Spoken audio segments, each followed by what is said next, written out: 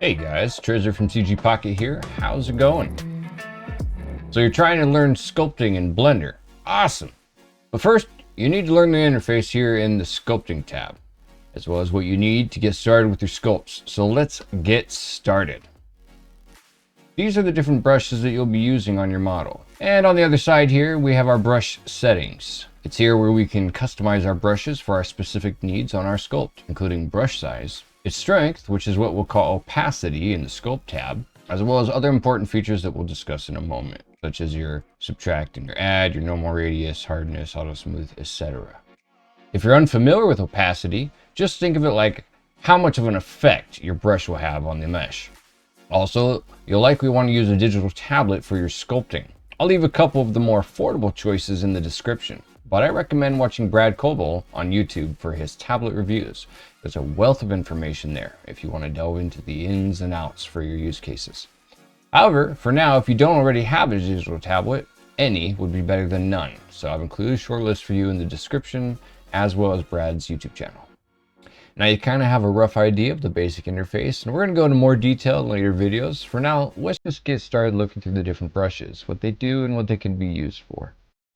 Over here, you'll see, if I bring up the correct thing, we have our draw brush. Now this is a very useful brush. It allows you to add some geometry, some detail, but it's mild in all those particular areas. And you can, of course, change this to your liking with these settings over here that I mentioned earlier. So if I go to a smaller, just draw my details. You can also increase and decrease the strength. Next, we have our draw sharp brush, which is more of the same, but this is going to get you a much sharper look. And then my favorite here are the clay brushes. Now this clay brush I don't use too often, but it adds a lot of geometry there. I prefer the clay strips brush. You can go ahead and add some geometry. You can see that there. So our smooth brush here, it's just going to smooth over all of our rough, harsh edges and kind of smooth it into the mesh. Now we have our grab tools here. These are very useful for when you're trying to shape the mesh in the beginning. Maybe you want to make an anvil. Then we have our snake hook brush. But you can play with that and do whatever you want to do with that.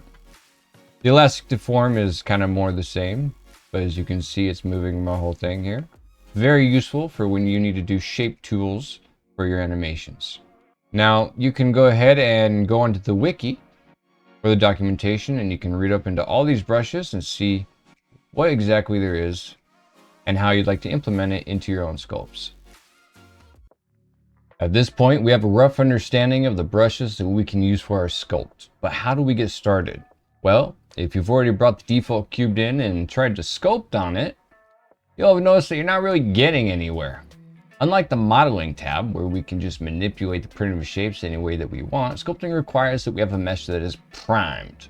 This means we need to have many vertices for Blender to work with, and there are three main ways that we can do this.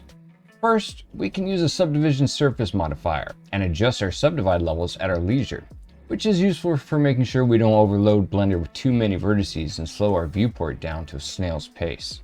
Second, we can just manually subdivide our mesh. This is useful for when you want to sculpt a particular section of a much larger model without affecting the larger model as a whole, and usually involves duplicating the faces you want to sculpt with, subdividing them, and then sculpting on that little piece.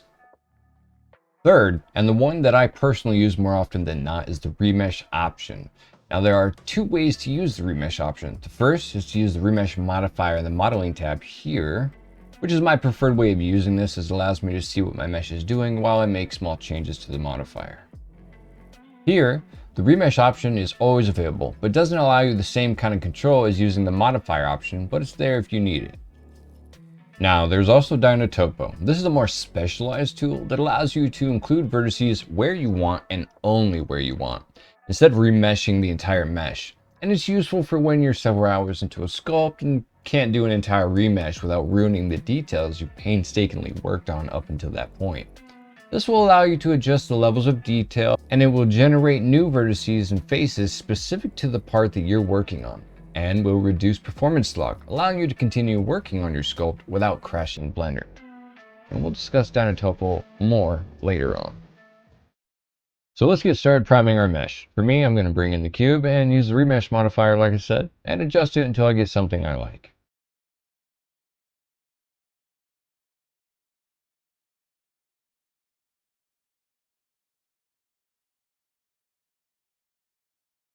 Hit apply. Remember, be careful not to overdo it, as with higher subdivisions, Blender can crash if it has to calculate too many vertices. So let's just get a small workable amount. And now that we've primed our mesh, we can jump into sculpting. If you don't have any add-ons for sculpting in Blender, that's perfectly fine. I'm not using any here, so you can just follow along. I will, however, include in the description some add-ons to help you speed up your workflow, as well as some interesting tools that have been made to include features in Blender that aren't natively present. These add-ons are great whether you're a pure sculptor, or like me, you model everything and then sculpt to refine your shapes later on. I'll include a showcase from InspirationTuts in the description as well, on his list for the best sculpting add-ons for Blender. It's an older video, but it still checks out. Alright, so here we are, we have a primed mesh and we're ready to sculpt. This is where the experimentation and just playing around with things will take you pretty far. Your first few sculpting sessions will just be you getting used to the interface and tools and doing some quick sculpting exercises, some of which we're going to go over right now. The exercise we're going to do is shape our sculpt into something that looks like something we have in our room. For me, I have a lamp I'll be using, but for you it could be anything. Just follow along with my thought process and you'll get the idea of how to apply it to your own exercise. Before we get started though, there are two more exercises I want to tell you about. Of the two, the first one is probably the best to start with. You'll want to remember that sculpting isn't restricted to organic shapes, but even still, organic shapes is where it excels. As hard surface modeling is better to do with the modeling tab. Anyways, you're going to want to sculpt a tree. Get some reference, shape your mesh, and sculpt the best tree in your life. The kicker? You only have an hour to do so. No cheating. You don't get to spend days on this sculpt. This is for you to practice. The reason for the time limit is because if it's your first sculpt, it's likely to be a train wreck. And polishing it isn't going to make it any better. It isn't going to take you very far when it comes to learning the tools. To move on after an hour to this next exercise. Sticking with the organic theme, we want to make a person or a creature. It's up to you. But using everything you've learned so far and using the other brush tools will help you get comfortable with sculpting in Blender and gain a better understanding of the tools at your disposal. Now, I'm not a sculptor and I can't teach you how to become a better sculptor, but you could always search on YouTube for tutorials specific to learning how to become a master sculptor and post your creations in the Discord for others to see and offer critiques on. Links, of course, in the description. Like I said, I'm going to take an object from my room, in this case, a lamp, and I'm going to try and shape my mesh into something vaguely lamp-like, using the grab brush and the snake hook brush, etc., etc. These will help me push and pull my mesh into the appropriate shape. Next, I'm going to want to use the smooth brush and constantly rework my mesh until it looks vaguely lamp-like. Okay, so like I said, I'm not a sculptor, but if you can do these exercises, even if your sculpts turn out like mine, you're well on your way to learning the interface and how to make the brushes work for you. As always, there's a wealth of information on YouTube and Reddit for you to enhance your skills and hone your craft in Blender. I hope this little guide was useful for you. If so, hit the thumbs up button and subscribe to see more video guides like this in the future. I work to make every video better than the last, so if you have questions about this guide or just want to offer comments about the video production itself, I'd love to hear from you in the comments section. With that said, I hope you all have a wonderful day and I will hopefully see you in the next video. Have a nice day, everyone.